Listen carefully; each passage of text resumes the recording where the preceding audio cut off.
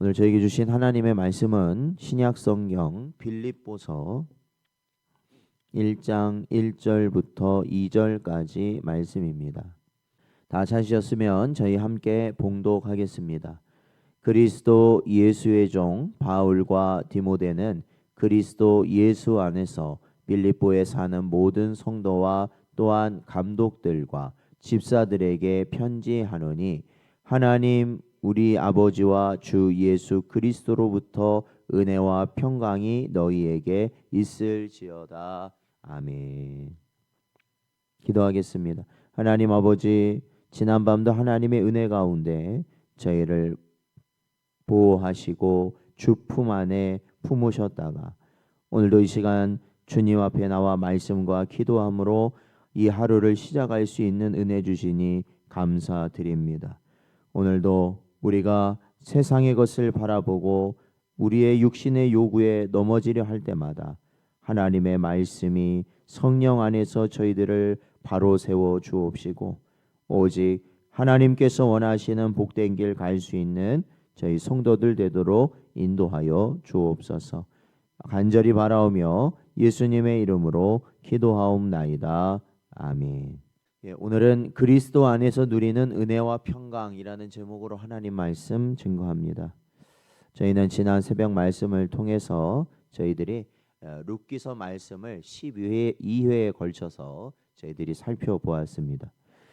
룻기는 한마디로 하나님의 숨은 섭리 속에서 베푸시는 구속의 은혜다라고 할 수 있습니다. 흉년과 방황 가운데도 여호와께서 돌보셨다는 진리가 너무나도 분명하게 드러났고, 우연처럼 보이는 만남 속에서도 하나님은 그의 백성을 회복시키시는 선한 계획을 이루셨다는 것을 우리가 또한 보았으며, 보아스라는 기업 물을자를 통해 장차 오실 참된 구속자이신 예수 그리스도를 더욱 분명히 바라보도록 우리를 인도하였습니다.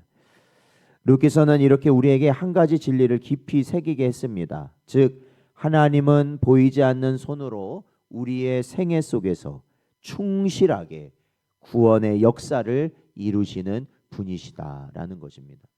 우리는 아무것도 아니고 날마다 제자리 걸음하는 것 같고, 아니 더욱 어떻게 보면 믿음으로 산다기보다는 세상적으로 사는 우리의 모습을 볼 때 한탄스럽기 그지없지만, 그럼에도 우리를 택하신 하나님께서는, 우리 구주 예수 그리스도께서는 끝까지 우리의 구원을 이루어 주실 줄로 믿습니다.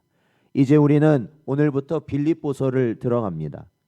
룻기서는 하나님의 섭리 가운데 이루어지는 구속의 이야기라면, 오늘 살펴볼 빌립보서는 그 구속 안에서 살아가는 성도의 기쁨과 교제의 삶을 보여주는 성경이라고 할 수 있습니다. 그러니까 우리가 그러한 구속의 은혜 가운데 사는 성도라는 것을 깨달았을 때 우리는 어떠한 삶을 살게 될 것인가라는 것을 빌립보서는 우리에게 가르치고 있다라는 것입니다. 그래서 빌립보서 전체를 관통하는 주제는 명확합니다. 그것은 그리스도 예수 안에서 기쁨을 누리는 삶, 그리고 복음으로 하나 되는 교회, 또한 고난 중에도 흔들리지 않는 믿음에 관한 내용을 담고 있습니다. 그래서 특별히 세 가지 단어가 빌립보서 전체를 이끈다고도 할 수 있는데, 먼저는 기쁨이라고 할 수 있습니다. 빌립보서에서 말하는 기쁨은 무엇인가? 그것은 환경을 넘어선 복음의 기쁨이라는 것이죠. 우리에게 십자가가 있기에, 예수 그리스도의 이름이 있기에, 그 참된 복음이 있기에 우리는 기뻐하는 자들이 되는 줄로 믿습니다. 그리고 또한 교제에 대한 가르침도 있습니다. 바로 성도의 교제죠. 우리 성도들은 무엇을 중심으로 교제하는 자들인가? 바로 복음을 중심으로 하나 된 자들이다. 돈도 아닙니다. 명예도 아닙니다. 학연이나 지연이나 혈연만으로 되는 것이 아닙니다.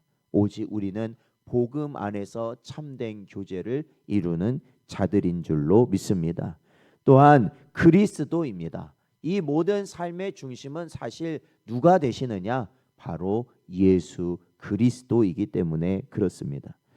룻기에서 보았듯이 하나님이 우리를 붙들고 계신다는 확신 위에 거하는 성도라면 이제 빌립보서는 그 하나님을 기뻐하며 사는 삶을 살아라, 이렇게 우리에게 명령하고 있습니다. 우리가 소율이 문답 1문에서 인생의 목적을 하나님을 영화롭게 하며 하나님으로 말미암아 기뻐하는 삶을 사는 것이 우리 인생의 목적이라고 하였습니다. 그러기에 우리가 참된 믿음 안에, 즉 예수 그리스도 안에 있다면 우리가 어떠한 상황과 환경 가운데서도 늘 기뻐하는 삶을 사는 자들이 되어야 할 것이다. 오늘도 주의 말씀을 통하여서 그러한 성도의 참된 기쁨을 누리며 살아가는 복된 여러분 되시기를 주의 이름으로 축원드립니다. 오늘 본문 1절 말씀에 보니까 사도 바울은 그리스도 예수의 종들인 바울과 디모데다, 이렇게 말하고 있습니다. 그러니까 이 빌립보서 역시도 바울이 빌립보 교회에 보내는 편지 글입니다.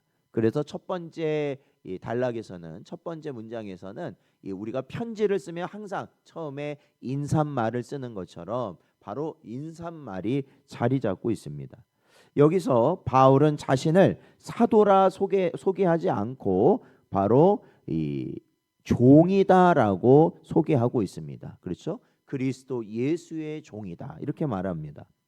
자신을 종이라고 표현한 것은 누군가의 강요로 인함이 아닙니다. 즉 바울은 자원함으로 자신이 예수 그리스도 안에서 기쁨의 종이 되었고 또한 복음을 위해 자신을 내어놓았다라는 것을 표현하는 것이 바로 종입니다. 여러분, 종이라는 건 누구예요? 언제나 주인을 위해서 존재하는 게 종입니다. 종은 자신을 위해서 살아가는 자들이 아니라 주인의 기쁨을 위해서 살아가는 자, 즉 주인의 명령에 따라 살아가는 자들이라는 것이죠. 바로 저와 여러분은 주인이 아니라 종된 자인 줄로 믿습니다. 누구의 종입니까? 바로 예수 그리스도의 종된 자들이라는 것이죠. 룻기에서 보아스의 사랑에 자신을 맡긴 룻처럼 바울도 자발적으로 뭐라고 말하느냐? 자신의 삶을 주도하는 것이 아니라 바로 그리스도의 주권 아래 자신이 놓여져 있다라는 것을 종이라는 말 속에서 우리에게 보여주고 있습니다. 성도도 마찬가지입니다. 우리는 내 삶의 주인이 아니라는 것을 날마다 인정하는 자들입니다. 오늘도 우리가 새벽 기도에 왜 이렇게 모였을까요? 그거는 오늘도 우리가 이 기도로 시작하지 않으면, 말씀으로 시작하지 않으면 우리는 오늘 이 하루를 나를 위해 사용할 가능성이 굉장히 높을 것입니다. 내가 주도적으로 살 것입니다. 내 뜻대로 살 것입니다. 그러나 우리가 말씀을 붙들고 기도하면서 우리가 하는 건 뭐예요? 이 삶이 내 것이 아니라 주님의 것이다라는 것을 우리는 오늘도 인정하며 시작한다라는 것입니다. 그래서 우리는 내 삶의 주인이 아니라 그리스도께 속한 자로서 주 안에서 기쁨의 종, 그리고 자유의 종으로 부름을 받은 자들임을 바로 우리는 인정하며 사는 것, 그것이 바로 성도라는 것입니다. 1절을 계속 보면 빌립보에 사는 모든 성도와 또한 감독들과 집사들에게 이 서신을 보낸다라고 말하고 있습니다. 바로 이 빌립보서의 수신자, 이 받는 사람에 대해서 말하고 있는 것이죠. 빌립보 교회는 복음의 시작부터 바울과 깊이 연결되어 있었다라는 것을 우리는 빌립보서를 보면 알게 됩니다. 바울의 복음의 사역, 그리고 이 복음의 사역을 위하여 필요하였던 물질과 기도로 뒷받침하였던 교회가 바로 빌립보 교회였습니다. 그렇기 때문에 빌립보 교회는 바울의 동역자된 교회였어요.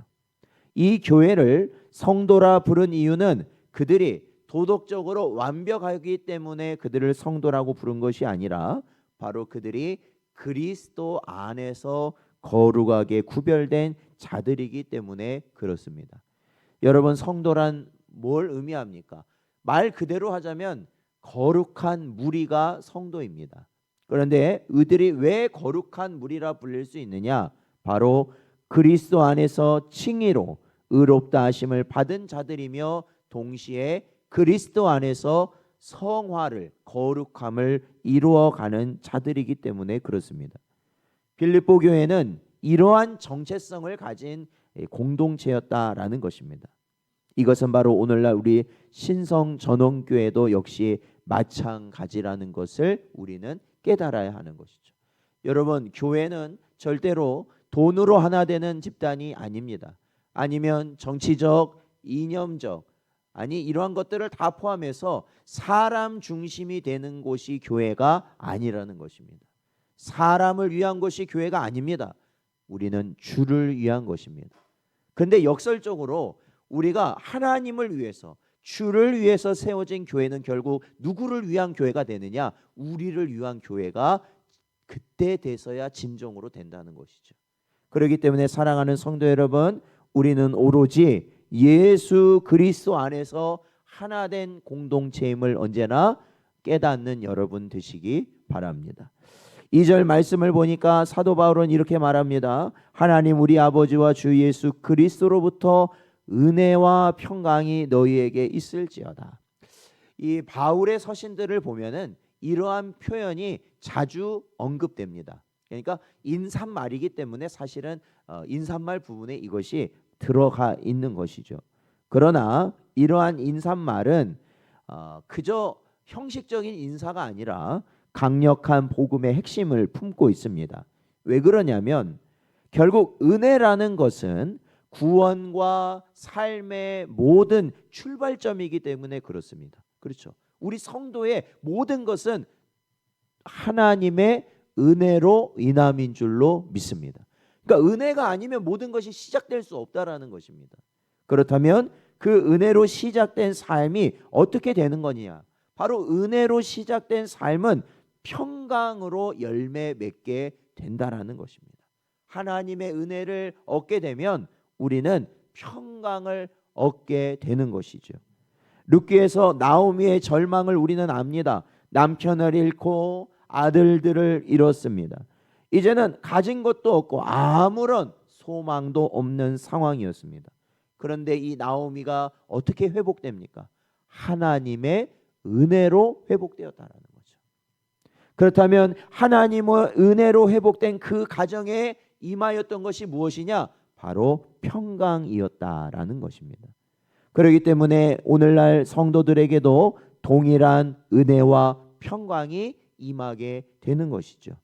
그러므로 오늘 본문의 은혜와 평강은 단순한 인사가 아니라 빌립보서 전체가 바로 이 두 단어로 시작되어지고 또한 결론되어진다라고 말할 수 있는 것입니다. 은혜가 기쁨을 만들고 평강이 교회를 굳게 세우고 그 모든 중심엔 예수 그리스도가 계십니다. 그러니까 우리 신성전원교회가 더욱더 든든히 세워지고 우리 안에 하나님이 주시는 평강이 임하는 이유는 무엇이겠어요? 우리 모든, 저를 포함한 모든 성도들이 모든 것이 하나님의 은혜입니다 라고 고백할 때라는 것입니다. 모든 것이 하나님의 은혜입니다. 기쁜 일도 하나님의 은혜입니다. 우리에게 주어진 어렵고 힘든 일들도 하나님의 은혜입니다 라고 저를 포함해서 우리가 하나님의 은혜라는 것을 우리 입에서 떠나지 않을 때, 우리 마음에서 그것이 벗어나지 않을 때 우리는 평강 가운데 든든히 세워질 수 있다라는 것이죠. 그리고 그 모든 중심에 누가 계시기 때문에 그렇습니까? 예수 그리스도께서 계시기 때문입니다. 그러므로 우리 교회도 복음 안에서 하나 되는 공동체로 세워져야 할 줄로 믿습니다. 세상 관심사나 사람의 중심이 절대 아니어야 합니다. 우리의 이름은 지워져야 합니다. 우리가 하는 일들도 다 지워져야 됩니다. 왜요? 모든 것은 주로 시작되었고 주로 말미암았으며 주님께 영광 올려드리는 것이기 때문에 그렇습니다. 그러므로 사랑하는 성도 여러분, 우리가 이러한 은혜 가운데 살아갈 때, 우리가 이 복음을 붙들고 살아갈 때 우리 성도들은 서로의 연약함을 덮고 복음을 위해 마음을 모아야 한다라는 것이죠. 우리가 연말이 되어지고 또 여러 일들이 있지 않습니까? 또 우리가 맡아야 될 일들이 나타납니다. 그럴 때 우리는 우리가 맡아야 될 일들이 우리에게 주어졌을 때 그것을 거부하고 아니면 회피하고 아니면 다른 사람이 했으면 좋겠다, 그게 아니라 나에게 주어졌다면 내가 감당하는 것이 바로 하나님의 은혜를 인정하는 삶이고, 그리하였을 때 평강이 우리에게 임한다라는 것입니다. 은혜와 평강은 상황이 아니라 하나님으로부터 온다는 것을 반드시 기억하십시오. 환경은 계속 변할 것입니다. 그러나 은혜와 평강은 하나님 안에서 변함없이 우리에게 영원토록 흘러나올 것입니다. 그리스도의 종으로 사는 것이 가장 기쁜 삶입니다.